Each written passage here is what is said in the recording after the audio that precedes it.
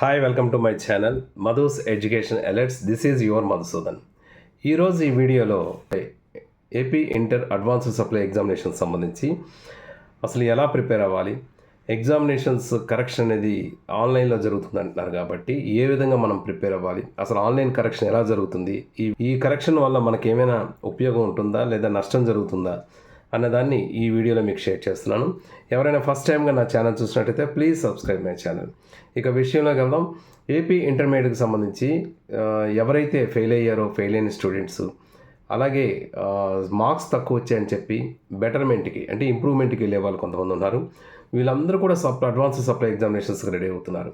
అయితే వీళ్ళందరికీ ఒక పిడుగు లాంటి వార్త ఏంటంటే ఇక నుంచి ఇంటర్మీడియట్ పేపర్ వాల్యుయేషన్ అంతా కూడా ఆన్లైన్లో కరెక్షన్ జరుగుతుంది అంటున్నారు. మరి ఆన్లైన్లో కరెక్షన్ జరగడం అంటే ఏంటి, అసలు ఎలా జరుగుతుంది, ఈ కరెక్షన్ వల్ల మనకి ఏమైనా నష్టం ఉంటుందా, దీనివల్ల ఏమైనా ప్రాబ్లం వస్తుందా అని ఒక్కసారి ఆలోచిద్దాం. అసలు ఈ ఆన్లైన్ కరెక్షన్ ఎలా జరుగుతుందని చూస్తే, గతంలో అంటే ఇక్కడ మనకి ఫిజికల్ వాల్యుయేషన్ అనేది ఉండదు, కంప్లీట్గా ఆన్లైన్ కరెక్షనే జరుగుతుంది. అంటే ఇంతకుముందు ఒక స్పాట్ సెంటర్స్ ఉండేవి. ఎగ్జామినేషన్స్ అయిపోయిన తర్వాత మనకి ఈ పేపర్స్ స్పాట్ సెంటర్కి పంపించిన తర్వాత లెక్చరర్స్ అక్కడికి వెళ్ళి వాల్యుయేషన్ చేసేవారు. ఇప్పుడు ఆ పరిస్థితి అనేది లేదు. ఇప్పుడు ఎలా జరుగుతుందంటే ఎగ్జామినేషన్స్ అయిపోయిన తర్వాత పూర్వం ఏంటంటే ఒక 15 పేపర్స్ స్క్రిప్ట్స్ కలిపి ఒక బండిల్గా కట్టి వాటిని పంపించేవారు. ఇప్పుడు అలా కాకుండా ఒక 50 స్క్రిప్ట్స్ని ఒక బండిల్గా కట్టి ఈ బండిల్స్ అన్నిటినీ కూడా కొన్ని రికగ్నైజ్డ్ సెంటర్స్ 6 సెంటర్స్ మనకి ఆంధ్ర తీసుకుంటే ఆంధ్రాలోని 6 సెంటర్స్ వాళ్ళు సెలెక్ట్ చేశారు ఇంటర్మీడియట్ బోర్డు వాళ్ళు. ఆ 6 సెంటర్స్కి మాత్రమే ఈ పేపర్స్ అన్నీ చేరిపోతాయి. ఏ సెంటర్కి ఎక్కడ ఏ కాలేజీ పేపర్స్ వెళ్ళాలనేది బోర్డు వాళ్ళు నిర్ణయిస్తారు. దాని ప్రకారంగా అక్కడికి వెళ్ళిపోతాయి. అక్కడికి వెళ్ళిన తర్వాత ఈ పేపర్స్ని బోర్డు వాళ్ళు అక్కడ ఆ సెంటర్స్లో స్కాన్ చేస్తారు. స్కాన్ చేసిన పేపర్స్ని ఒక లింక్ ద్వారా లెక్చరర్స్ని వాల్యుయేటర్గా సెలెక్ట్ చేసుకొని ఆ లెక్చరర్స్కి లింక్ని పంపిస్తారు. ఆ లింక్ని ఓపెన్ చేసేసరికి వాళ్ళకి ఆటోమేటిక్గా ఈ పేపర్ అంతా కూడా మీ పేపర్స్ అనేవి కనిపిస్తాయి. వాటిని వాళ్ళు వాల్యుయేషన్ చేస్తారు. చేసి ఎన్ని మార్క్స్ వచ్చాయనేది పోస్ట్ చేస్తారు. అంతా ఆన్లైన్లోనే ఈ ప్రాసెస్ అంతా జరుగుతుంది. అయితే ఇలా జరగడం వల్ల మనకి ఏమైనా నష్టం ఉంటుందా అని ఒక్కసారి ఆలోచిస్తే, ఇంతకుముందు పేపర్స్ జరిగేటప్పుడు పేపర్ కరెక్షన్ అయిన తర్వాత స్క్రూటనైజర్స్ ఉండేవాళ్ళు.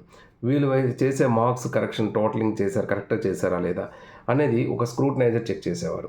ఇప్పుడు స్క్రూటనైజర్స్ అనేవాళ్ళు ఉన్నారు. అలాగే వీళ్ళకి ఒక చీఫ్ ఎగ్జామినర్ని వీళ్ళ పేపర్స్లో తక్కువ మార్కులు వచ్చిన వాళ్ళని వెరిఫై చేయడం కానీ, ఎవరైనా దగ్గరలో బార్డర్లో వచ్చి ఫెయిల్ అయిన వాళ్ళకి జస్ట్ క్రాస్ చెక్ చేయడానికి ఒక చీఫ్ ఎగ్జామినర్ ఉండేవారు. ఎంతవరకు పేపర్ కరెక్ట్ రాశారో లేదా చెక్ చేద్దామని, అంటే మార్క్స్ ఎందుకు పోయాయి, ఎందుకు దగ్గరకు వచ్చి బార్డర్కి వచ్చి ఫెయిల్ అయ్యారు, అలాగే ఎక్కువ మార్క్స్ వేసినా ఎందుకు ఇన్ని మార్క్స్ వేసేసారని చెక్ చేయడానికి ఒక క్రాస్ చెకింగ్ అనేది చీఫ్ ఎగ్జామినర్స్ చేసేవారు. ఇప్పుడు ఆ అవకాశమే ఉండదు. కంప్లీట్గా ఆన్లైన్ ప్రాసెస్లో జరగడం వల్ల ఇక్కడ మనకి ఎగ్జామినర్ ఎన్ని మార్క్స్ వేస్తే అన్ని మార్క్స్ మనకు పోస్ట్ అవుతాయి. అయితే దీనివల్ల ఒక అడ్వాంటేజ్ కూడా ఉంది. ఎలా అంటే ఇప్పుడు మనకి స్క్రూటనైజర్స్ కూడా టోటలింగ్ చేసేటప్పుడు కూడా వాళ్ళు కూడా ఓవర్లుక్ టోటలింగ్ సరిగా చేయొచ్చు, చేయకపోవచ్చు. బట్ ఇక్కడ మనకి సిస్టమ్ అనేది చేస్తుంది, కంప్యూటర్ సిస్టమ్ అనేది. సో ఏమైనా మార్క్స్ టోటలింగ్ తప్పు వచ్చినా ఆటోమేటిక్గా సిస్టమ్ అనేది యాక్సెప్ట్ చేయదు. అలాగే ఏదైనా క్వశ్చన్కి మార్క్స్ వేయడం మర్చిపోయినా కూడా సిస్టమ్ యాక్సెప్ట్ చేయదు. ఖచ్చితంగా ఆ క్వశ్చన్కి 0 మార్క్ అనేది వేయాలి, ఎన్నో కూడా మార్క్స్ అనేది వేయాలి. సో మీరు రాసే ప్రతి క్వశ్చన్కి మార్క్స్ అనేవి పడే అవకాశం ఉంటుంది. అలాగే టోటలింగ్లో కూడా ఎక్కడా కూడా తేడా రాదు. ఇవన్నీ కూడా స్టూడెంట్స్కి ప్లస్ పాయింట్స్గానే చెప్పుకోవచ్చు, అడ్వాంటేజెస్గానే చెప్పుకోవచ్చు. సో ఎవరు దీని గురించి భయపడాల్సిన అవసరం లేదు. ఫెయిర్గా పేపర్ కరెక్షన్ అనేది మాత్రం మనకి ఇక్కడ అవకాశం మాత్రం ఎక్కువ ఉంటుంది. ఇక పేపర్లో మార్క్స్ మాకు వేస్తారా లేదా, ఎలా వస్తాయి, మరి ఫిజికల్ కరెక్షన్ అయితే కొద్దిగా మార్క్స్ ఎక్కువ వేస్తారేమో, ఆన్లైన్ కరెక్షన్లో మార్క్స్ వేస్తారా లేదని కొంతమంది కామెంట్ బాక్స్లో అడుగుతున్నారు. ఎప్పుడైనా మార్క్స్ వేసేది లెక్చరరే, మార్క్స్ వేసేది ఎగ్జామినరే.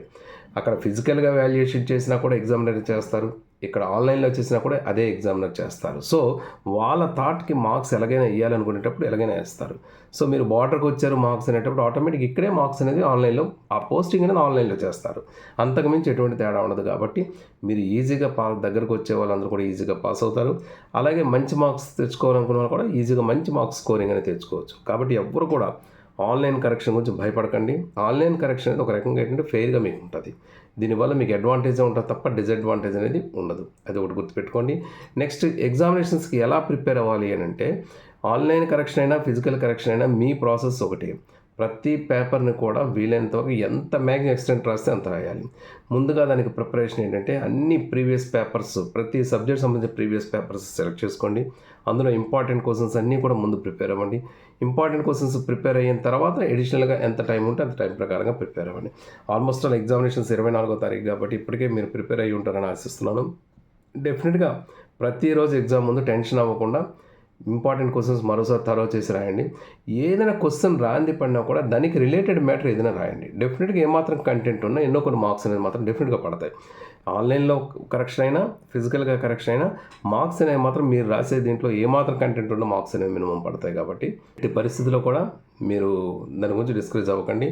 డెఫినెట్గా మీరు అందరూ బాగా రాస్తారని ఆశిస్తున్నాను. ఇక ఈ వీడియోకి సంబంధించి ఇంకా మీకు ఏమైనా డౌట్స్ ఉన్నట్టయితే కామెంట్ బాక్స్లో పోస్ట్ చేయండి. Thank you so much for your watching. This is your Madhusudan. Thank you.